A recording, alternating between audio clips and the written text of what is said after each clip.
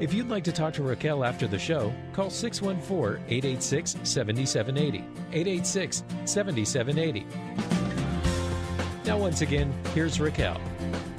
Welcome back. You're listening to the Racquel Ludaway Show, Real Talk, Real Solutions on 98.9 FM. The Answer. I'm your host, Racquel Ludaway, real estate consultant with Keller Williams Capital Partners, and I'm here today talking with Joel Browder and Al Bottinger from Hondros College of Business. And Al, before the break, we were talking a little bit about the real estate market, and you were explaining, where we've come from, and we were alluding a little bit to where we think we're going to go in the future. But where do you think we are right now? That's a good question, Racquel. And let's talk about where we're at now and then maybe where I think we're headed. And, of course, you can never predict the future, but I like to read different blogs from people in the nation that pretty much have a handle, or I've followed them over the years and they've been accurate. So I'll continue to read about them. We'll talk about that in a second.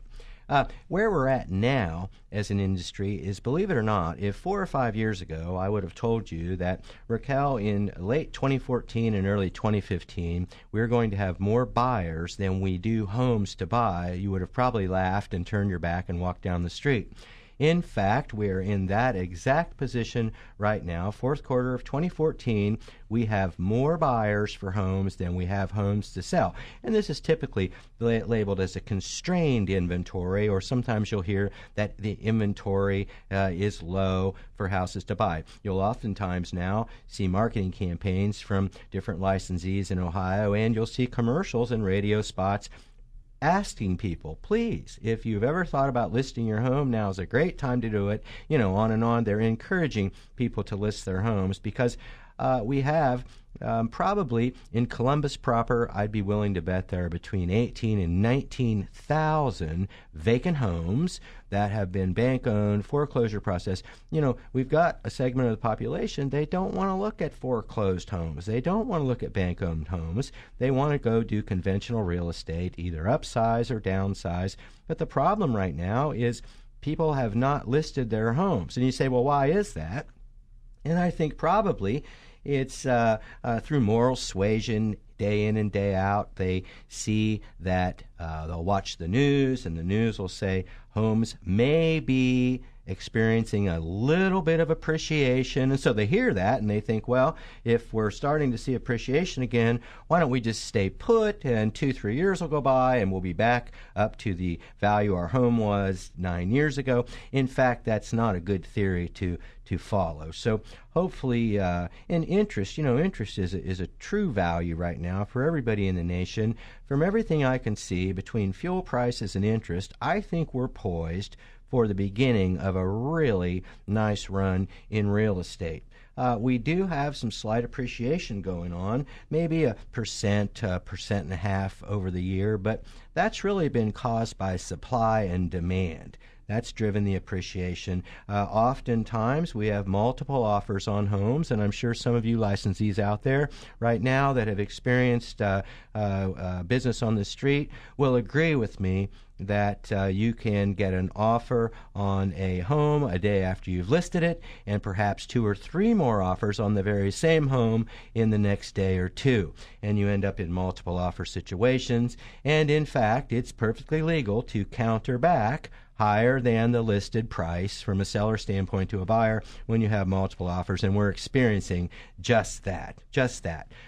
There are still 10 million people, as I alluded to before the break, that are poised for foreclosure. We, as a group of licensees and agents across America, are striving to help these people that are suffering from hardship. There's still a lot of hardship in housing out there. Sometimes it just gets put on the back burner because of the overshadowing of our business picking up and doing better. But we can't forget those that are still in need and suffering from hardship. There is a segment that we haven't talked about yet, and those are homeowners that they are still employed, their credit rating is still fine, they make their payment every month, but they're not choosing to go into foreclosure like others have, and that's because their mortgage is just what they call upside down, is what you'll hear sometimes. Another term you'll hear is it's underwater. we have what's called HARP now, and you've probably heard radio commercials about HARP. Housing, it's a refinance program for those that are just suffering from mortgage loans that are underwater. They want to stay put. They don't want to throw in the towel and move elsewhere. They're just going to stay where they're at, but their mortgage through our economy is just not quite right yet.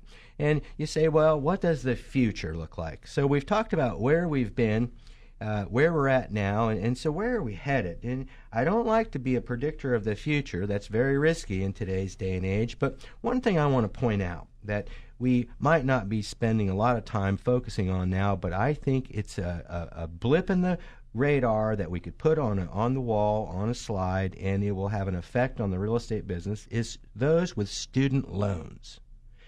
I cannot tell you how much of a burden a student loan is to what we would call our Gen Y buyers. Mm-hmm. And for example, I was speaking to a young lady the other day, and she said, "It's funny you bring that up." And I said, "Well, do you mind if I ask what you owe?" And she said, "I owe $80,000.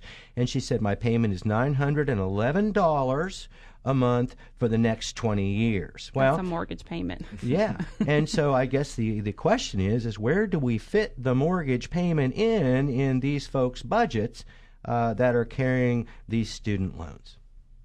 That's a really good point. And I think a lot of people are in that situation. And that's hence probably the reason why we have a lot of rentals that are going up over the city right now, because people just cannot qualify to purchase, a home right now. They can't get qualified because of that large student loan payment. And you're so correct about you will see that. Now, you'll see construction going on everywhere. You'll see homes being built again. You couldn't find a builder building a spec home with a search warrant for the last 5 years. And so you are seeing that going on right now, but you were right. What you do see is apartment communities are going up everywhere, and we had to absorb all the people that stepped out of their home. They had to live somewhere. Now, the apartment business right now is running about 105% full. And they should enjoy these times because they won't last forever. Typically, vacancy rates run between 80-85% in every community you go into, but they are doing very well right now. Another thing, Racquel, that we can't lose sight of is jobs in Ohio. I think I saw the other day where Ohio is 7th in ranking of job growth. We really have a lot of good jobs coming to Ohio, a lot of manufacturing coming. It's a nice mix of jobs, whether it's manufacturing, high tech, lots of tech jobs. And Columbus, the capital city, has always been in good position because we are a very well-rounded town. We have everything a city needs to thrive and to go forward and prosper. So jobs are on the increase. And again, listing inventory, which we talked about earlier being a constrained inventory, more buyers than we have houses to sell, that'll change. Mm-hmm. That'll change. People will go home and they'll say, okay, I think the economy is settled down a bit. Fuel is good. Interest is good. Let's make a move. Let's put our house on the market and either upsize, downsize, and that's what will make the whole market move down the road.